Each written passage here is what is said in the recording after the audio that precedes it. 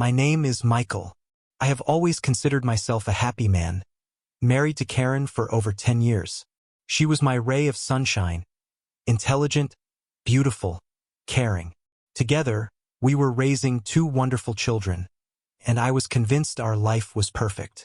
So, when Karen suggested we spend our vacation at a luxurious resort in Miami, I agreed without hesitation. We both needed a break from the routine, a chance to reconnect and unwind. The first days at the resort were flawless.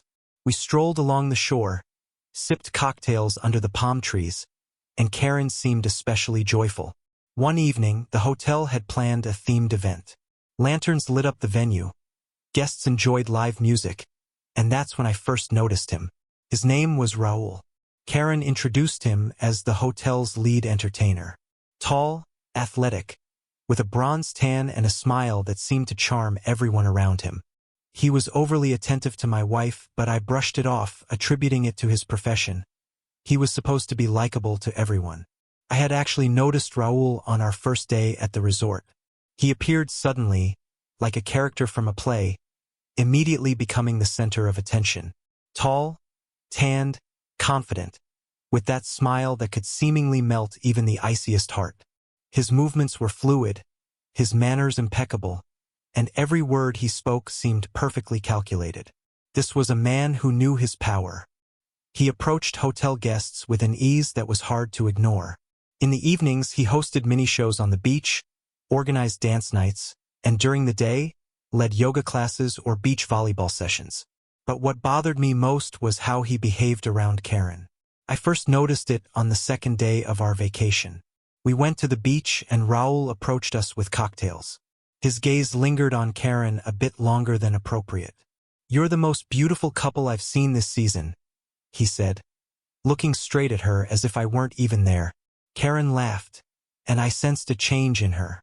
She was always polite, but this time her smile was different, warmer, almost playful. Later that day, when I returned to the lounge chair after swimming, Karen and Raul were sitting nearby. They talked as if they had known each other for years. He leaned closer to her than necessary, gesturing as he spoke. She laughed at his jokes. "What's going on here?" I asked, trying to stay calm. "Oh, nothing special," Karen replied. "Raul is just telling me about tomorrow's event." But I couldn't shake the feeling that this nothing special was the beginning of something more. On the third day, Raul approached us by the pool. As always, he was smiling and suggested Karen join a yoga group the next morning. He gave me a quick glance, as if testing my reaction. "And you, Michael, wouldn't you like to join?" he asked, his voice carrying a hint of mockery.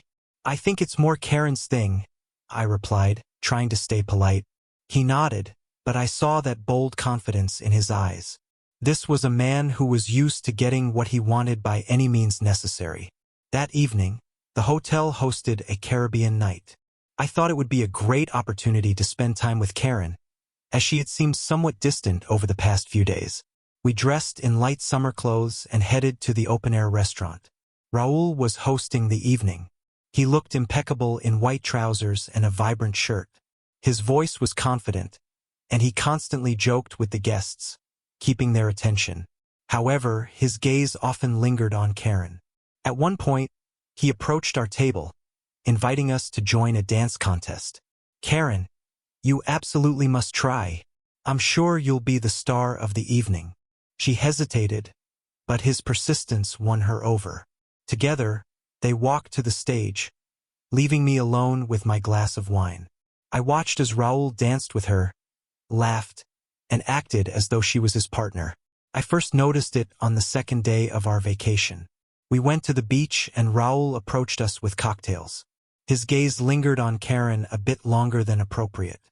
"You're the most beautiful couple I've seen this season," he said, looking straight at her as if I weren't even there.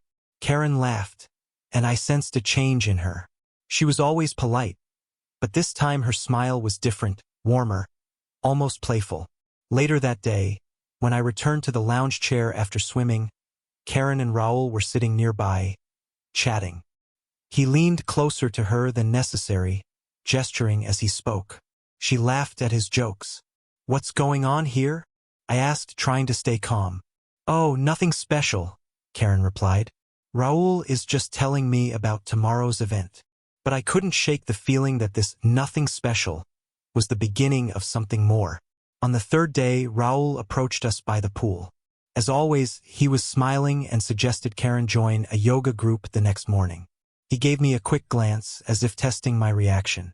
"And you, Michael, wouldn't you like to join?"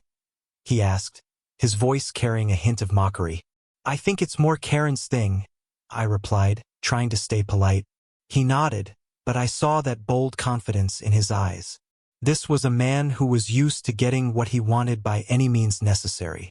That evening, the hotel hosted a Caribbean night. I thought it would be a great opportunity to spend time with Karen, as she had seemed somewhat distant over the past few days. We dressed in light summer clothes and headed to the open-air restaurant. Raoul was hosting the evening. He looked impeccable in white trousers and a vibrant shirt. His voice was confident, and he constantly joked with the guests, keeping their attention. However, his gaze often lingered on Karen. At one point, he approached our table, inviting us to join a dance contest. "Karen, you absolutely must try. I'm sure you'll be the star of the evening." She hesitated, but his persistence won her over. Together, they walked to the stage, leaving me alone with my glass of wine. I watched as Raoul danced with her, laughed, and acted as though she were his partner. I sat there, clutching my glass, feeling something inside me crack. It wasn't jealousy but something else. A sense that I was losing control over the situation. When Karen returned, I asked, "Did you have fun?" "Yes, so much," she replied, beaming. Her cheeks were flushed, and her eyes sparkled. She looked happy, but that happiness wasn't for me. That night I couldn't sleep. All the moments I had witnessed over the past few days kept replaying in my head. I tried convincing myself it was all in my imagination, but part of me already knew the truth. Raoul had crossed a line and Karen had let him. The tension kept building, like water in a kettle, until it finally exploded. On the 5th day of our vacation, I felt certain something was wrong. Karen was acting strangely, either overly cheerful or oddly distant. We had planned to spend the day together on the beach, but in the morning, she told me she felt tired and wanted to stay in the room. "Go ahead, Michael. I just want to rest and read a book," she said, smiling, though her eyes looked past me. I decided not to push and went to the beach, though a sense of unease lingered. At the beach, I realized I had forgotten to withdraw cash from an ATM in town, as we had spent most of what we brought. The hotel was far from the city, and I didn't want to waste time. The round trip would take a few hours. I quickly gathered my things, told Karen I was heading out, and left. Halfway to the city, I was surprised to find another ATM near a small store, much closer to the hotel than I had thought. Within half an hour, I was already on my way back, pleased that I would return earlier than expected. As I approached our room, I noticed the door was slightly ajar. It struck me as odd, as Karen always locked it. At first, I thought she had simply forgotten, but then I heard a sound that made me freeze. It was her voice, at first soft like a whisper, then clearer. She was moaning, and the sound came from our bedroom. My heart pounded so hard I felt it echo in my head. Slowly, I moved closer, my hands beginning to tremble. I heard a man's voice, Raoul's voice.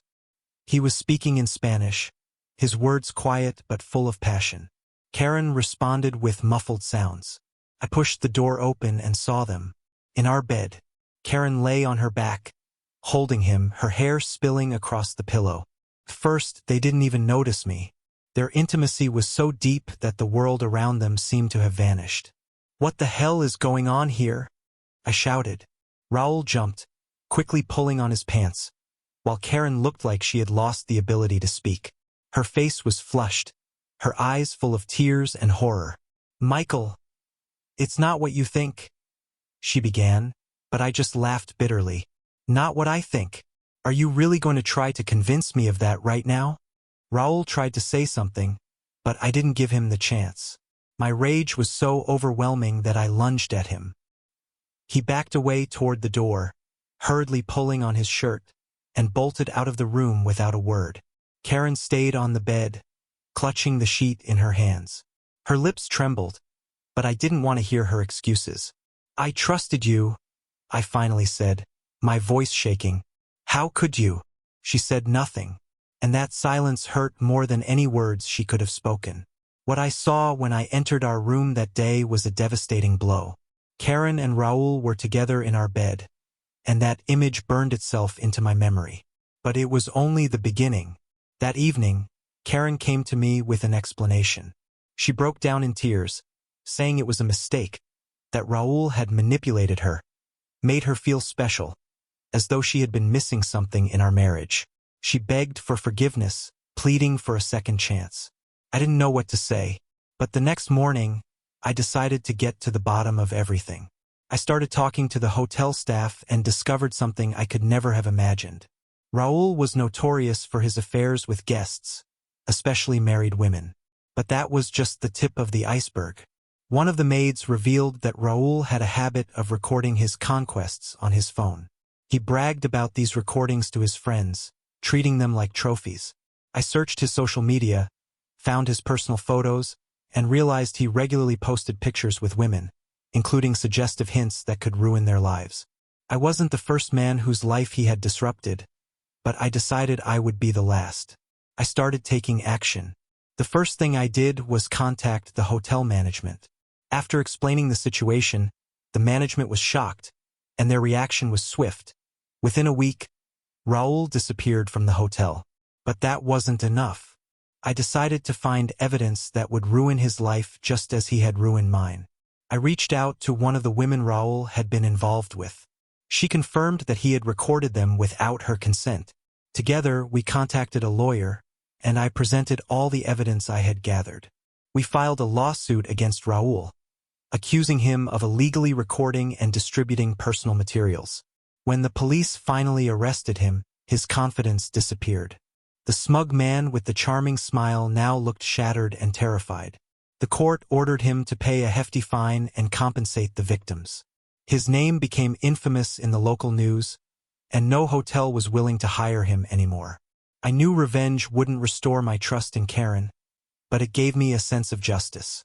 It showed me that even the most arrogant people eventually face the consequences of their actions. Karen and I returned home, but our marriage was never the same. I couldn't forgive her.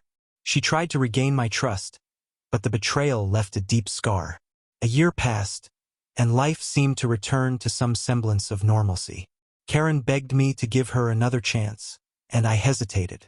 We both tried to find a path to reconciliation. Yet I couldn't shake the gnawing feeling that something remained unspoken. One morning, I noticed Karen sitting in the kitchen. She looked tense, her face pale. She held a piece of paper in her hands and quickly hid it in a drawer when she saw me. "Is something wrong?" I asked. She shook her head, but I knew her too well to ignore it. After she left the house, I opened that drawer. Inside was a medical document. One glance was enough to understand. Karen was pregnant. My heart sank. I ran after her, demanding an explanation. Her eyes filled with tears, and she finally said what I had feared to hear. "It's not your child, Michael. It's Raul's." The words hit me like a thunderbolt. I felt as if the entire world around me had vanished. I stood there in silence, then walked out of the house. The first few days after the news were the hardest of my life. I couldn't sleep or eat, and my anger consumed me. Karen begged me to talk, but I couldn't even look at her. One evening, I sat in our bedroom, looking through old photographs. We looked happy and carefree. I thought about our children and how Raul's child could affect their lives. That's when I realized I couldn't stay. Karen insisted she wanted to keep the baby despite everything. She said it was her chance to right her wrongs, that the child would be a reminder of the lesson she had learned. But for me, it was impossible. I decided to file for divorce. I felt I could raise our children on my own, without Karen and without the constant pain. Learning about the pregnancy was the final blow, solidifying my resolve to move on. To ensure Raul faced the full consequences of his actions, I found a way to share the news with Raul's wife. As it turned out, they were in an open relationship, but he had hidden this carefully. His wife, upon learning the truth, was devastated and took her own steps to dismantle his life further. Raul's empire of deceit crumbled, but for me, it was too late to rebuild what had been lost. I wrote her a letter detailing everything that had happened, including copies of the pregnancy certificate and photos of his adventures. Her reaction was immediate. Raul lost not only his job and reputation but also the support of his wife, who filed for divorce, leaving him penniless. This was the final blow in my quest for revenge, and though I wasn't proud of how far I had gone, it gave me peace. I knew he wouldn't harm another family the way he had harmed mine. A few months after the divorce, I moved with my children to another city. My life began to stabilize, though the scar of betrayal still hurt. Karen stayed with the child she decided to raise alone. We barely communicated, only minimally, for the sake of the kids. Raul vanished, leaving behind only ruined lives and the shadows of his former glory. And in that, there was a certain justice. A few years after the divorce, my life seemed to be on track. I focused on my children, tried to give them the best, and worked on building a new future for us. Everything was moving along until one day, I received a strange letter. It was from an unknown woman named Isabel. In the letter, she revealed that she had known Raul long before my story. They had been in a relationship a few years ago. She wrote that Raul wasn't just a charming manipulator but a man with a dark past. He had legal troubles in his home country due to accusations of fraud and theft. He used women to gain access to their money, status, or connections. Isabel mentioned that she had recently heard Raul was trying to start his life anew. This time, he was using my story as proof that he had been a victim of unjust treatment. She warned me that Raul was trying to find me and might want revenge for the damage I had done to his reputation. It was unexpected and unsettling. I thought it might be another of his schemes, but a few days later, I received confirmation of her words. A local news article reported a man stealing a large sum of money from a hotel in a neighboring state. The description matched Raul perfectly. Soon after, I started noticing little things that alarmed me. A car I didn't recognize parked near my house several times.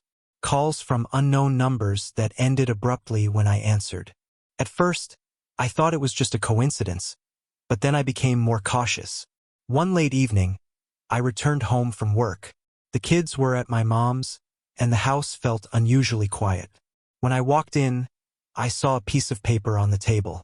Contained only one sentence. "You ruined my life, and now I'll ruin yours." At that moment, it hit me. This was Raul. I felt a chill run down my spine, but instead of panicking, I composed myself. I immediately contacted the police and reported everything that was happening. They began an investigation but couldn't find any trace of Raul. It was as if he had disappeared. A few weeks later, I received another letter. It contained a date and an address, an old cafe nearby. The letter came with a warning. If I didn't show up, the real truth about my family would be revealed to everyone I know. I went to the meeting prepared, bringing a recording device and ensuring the police were aware. At the cafe, I saw him, Raul. He was thinner, and his appearance showed he had been through hard times. His former confidence was gone, but his eyes still burned with hatred. "You thought this would end so easily, Michael?" he said with a smile. "But I'm here to remind you I'm not someone who gives up." Raul explained that when I ruined his life, he learned something he thought I had the right to know. What he said next left me in shock. "Karen wasn't just pregnant with my child. Your entire family's life is a lie. Your eldest daughter, she's mine. She's my child, and you never even suspected." My heart sank. It was impossible. I stared at him, not believing a word he said. But there was no sign of a joke in his eyes. He tossed me an envelope and disappeared. Inside was a DNA test result, and it confirmed his words. This information turned my life upside down once again. But I was different now. I decided to fight to keep my family together, despite these revelations. My children were mine regardless of biological ties.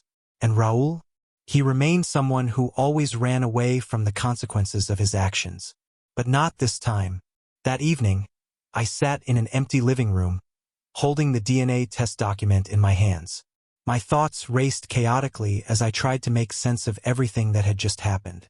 How was I supposed to look my daughter in the eye after this? What did this mean for our family? And most importantly, was it really true?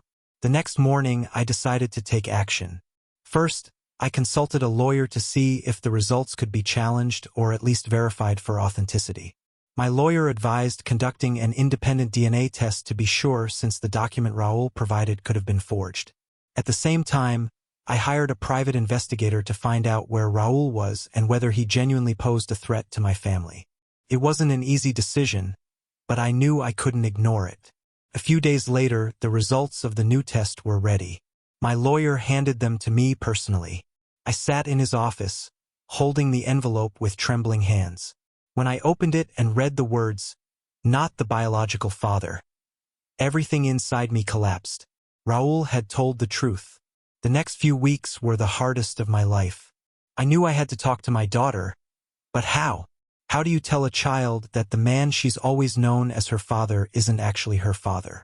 How do you explain that her biological father is someone you consider your enemy? One evening, while the kids were sitting at the table doing homework, I gathered all my courage. I asked my eldest daughter to go for a walk with me. We went to the park where we often strolled when she was little. I tried to find the right words, but ultimately decided to just tell her the truth. "Sweetheart, there's something you need to know. I've always been and will always be your dad, but there are things beyond our control. I recently found out that your biological father is someone else." She was silent, staring at me for a long time before asking, "Is it that Raul you told us about?" I nodded. She closed her eyes, took a deep breath, and said, "I don't know how this is supposed to change anything. You've been there for me since the beginning. You're my dad, and I don't want to know more." I felt relief, but at the same time, I knew this was only the beginning. Raul, it seemed, wasn't ready to give up. He continued sending me threats, reminding me that he now had a right to my daughter. But this time, I decided to take a hard stance. Together with the detective and my lawyer, we prepared a legal strategy to protect my family. Raul didn't stand a chance. His criminal history, attempts at blackmail, and threats made him an unfit party in any legal dispute. Months later, the case went to court. I expected Raul to show up, but he didn't. Instead, his lawyer informed us that Raul had fled again, this time to another country. And just like that, he vanished from our lives as suddenly as he had appeared. My daughter never asked about him again.